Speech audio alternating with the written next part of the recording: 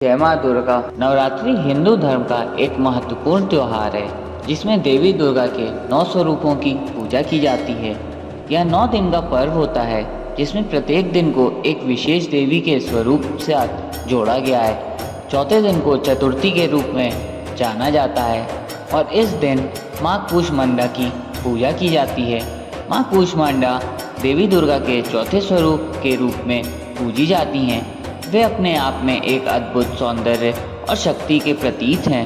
माँ कूष्मांडा का नाम कूष्मांडा उनके नाम कार्य से आता है क्योंकि वे उपयोग किए गए कूष्मांड के प्राण उद्धारित करने में समर्थ थी।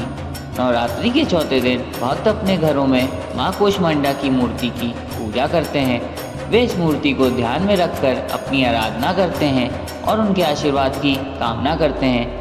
माँ कूष्मांडा की मूर्ति का चित्रण एक महिषासुर के प्रतीक में होता है जिसे वे अपने बछड़े को जीवन देती हैं। उनके पास चांदी की माला और अन्य अक्षमाला होती है जो उनके द्वारा के पास होती हैं।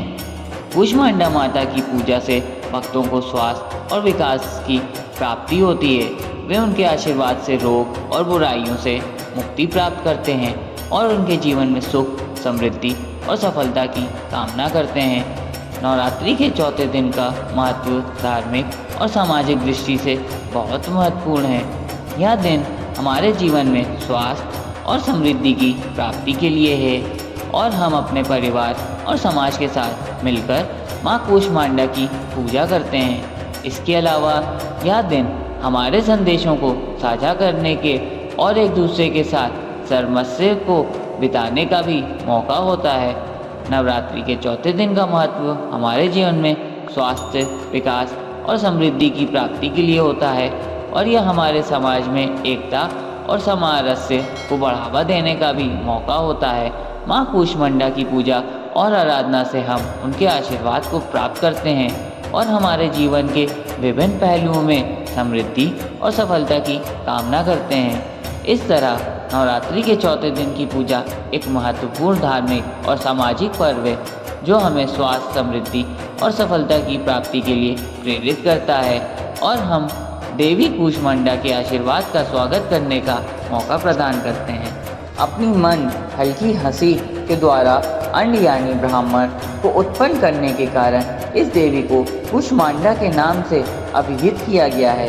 जब सृष्टि नहीं थी, चारों तरफ अंधकार ही अंधकार था, तब इस देवी ने अपने ईर्ष्यत हाथ से ब्रह्मांड की रचना की थी। इसलिए इसे सृष्टि की आदि स्वरूपा या आदि शक्ति कहा गया है। इस देवी की 8 भुजाएं हैं, इसलिए अष्टभुजा कहलाई।